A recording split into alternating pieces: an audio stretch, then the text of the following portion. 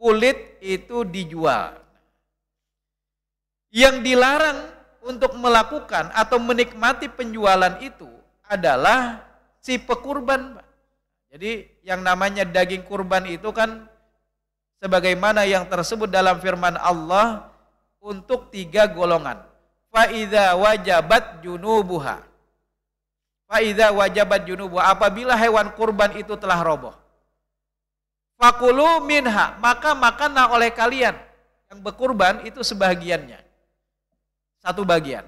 Wa at'imul qani', yang kedua untuk siapa? Yaitu adalah orang-orang yang tidak meminta-minta. Yang di sekitar masjid, yang mereka tidak meminta-minta, maka diperbolehkan untuk kita berikan daging bagian daripada daging kurban.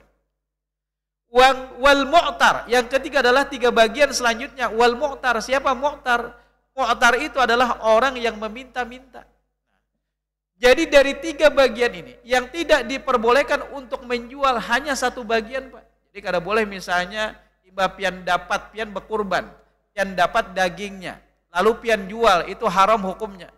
Tapi untuk yang 2 bagian ini, misalnya apalagi yang miskin, mereka dapat bagian dari masjid-masjid yang banyak misalnya dikumpulkan, lalu mereka jual ke pengumpul, maka itu terserah mereka, karena tidak ada larangan bagi mereka untuk menjualnya. Sehingga dalam hal ini pemahaman tentang kulit itu, kenapa, apa maksudnya dilarang untuk menjual? Maksudnya adalah kalau penjualan itu dikembalikan kepada si pekurban. Nah itu yang dilarang, haram hukumnya.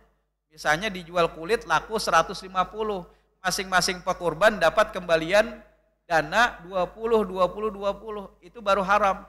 Tetapi kalau panitia menjual kulit, dari gasan apa juga, misalnya dicincang-cincang kulitnya, dibagi-bagi, jadi apa nih kulit bayar sedikit, hendak diolah dauh, ada cukup, hendak dinikmati jadi cingur, alang-alang jadi, maka oleh panitia ada sebagian masjid yang dijual, tapi penjualannya itu tidak dikembalikan kepada si pekurban, tetapi pengembalian itu atau didistribusikan kepada fakir dan miskin atau bagian yang ketiga, maka hukum penjualan itu adalah diperbolehkan.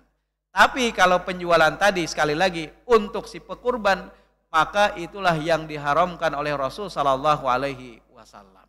Jadi kalaupun misalnya di sebuah masjid kulitnya dijual, yaitu terserah saja, karena melihat lebih maslahat misalnya, lebih manfaat daripada dicincang-cincang, buang-buang misalnya, ya sudah dijual, tapi penjualan itu diberikan kepada mustahiqul kurban atau juga orang-orang yang fakir dan miskin.